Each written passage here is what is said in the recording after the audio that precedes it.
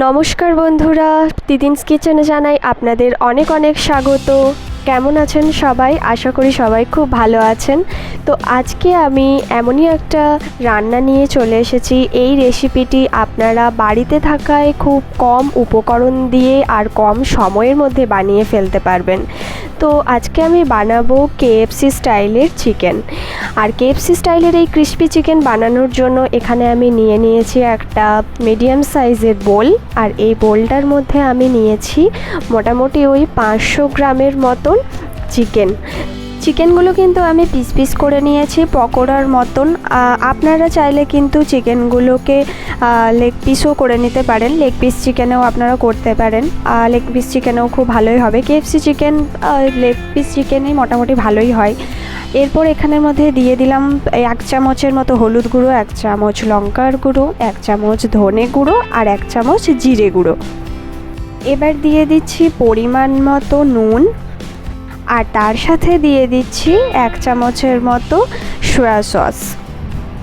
এবার এরই মধ্যে দিয়ে দিচ্ছি আদা, রসুন আর শুকনো লঙ্কার পেস্ট তৈরি করে রেখেছিলাম। এই পেস্টটাই দিয়ে দিচ্ছি বড় চামচের 1 চামচ মতো। এবার সব মিশ্রণটাকে খুব ভালোভাবে মাখিয়ে নিতে হবে।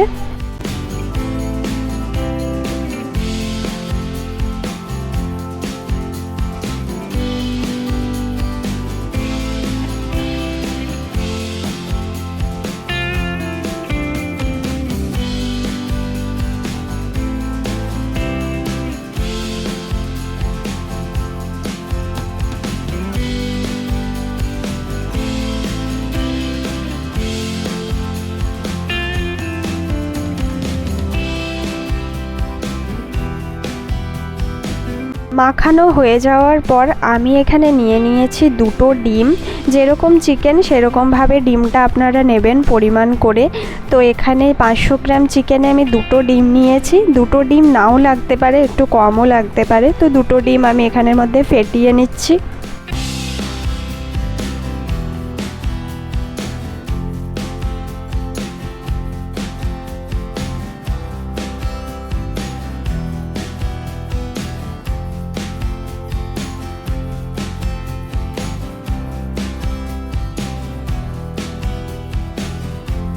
ডিমটা খুব ভালোভাবে ফেটিয়ে নিয়ে এরপর এই মিশ্রণটাকে ঢাকা দিয়ে আধ ঘন্টা থেকে 45 মিনিটের মতন ঢাকা দিয়ে রেখে দিতে হবে।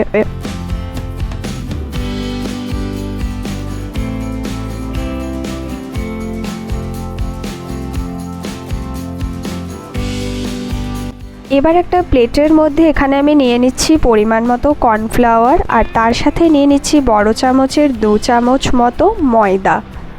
এবার এই কর্নফ্লাওয়ার আর ময়দার মিশ্রণটার মধ্যেই আমি মশলা ব্যবহার করব। তো মশলার মধ্যে আমি এখানে ব্যবহার করছি 1 চামচের মতো লঙ্কার গুঁড়ো, আর ব্যবহার করছি 1 চামচের মতো ধনে গুঁড়ো, আর জিরে গুঁড়ো আপনারা চাইলে দিতেও পারেন, নাও দিতে পারেন।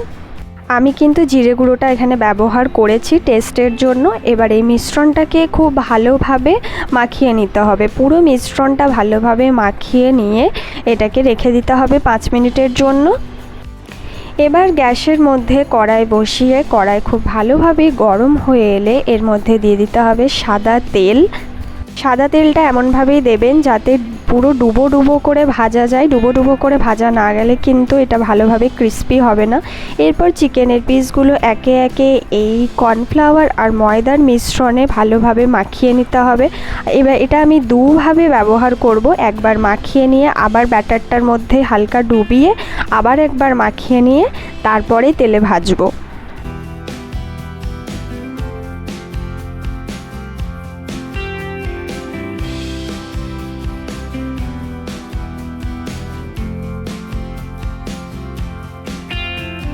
এখানে দেখুন চিকেনের পিসগুলো কিন্তু আমি খুব ভালোভাবে মাখিয়ে নিয়েছি কর্নফ্লাওয়ার আর ময়দার মধ্যে। আমার কিন্তু রেডি।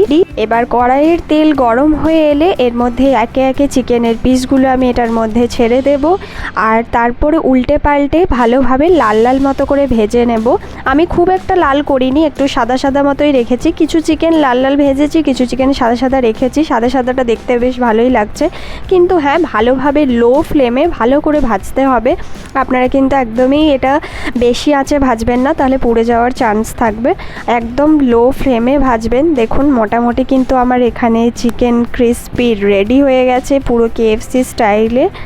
একদম কিন্তু খুবই কম সময়ের মধ্যে আর ঘরোয়া উপকরণ দিয়েই কিন্তু এটা রেডি হয়ে গেছে। আপনারা খুব কম সময়ের মধ্যে এটা বানিয়ে নিতে পারবেন বাড়িতেই। তো কেমন লাগলো রেসিপিটা অবশ্যই কিন্তু আপনারা কমেন্ট করে জানাবেন। ভালো লাগলে লাইক, শেয়ার আর সাবস্ক্রাইব করে দেবেন। সবাই ভালো থাকবেন, সুস্থ থাকবেন।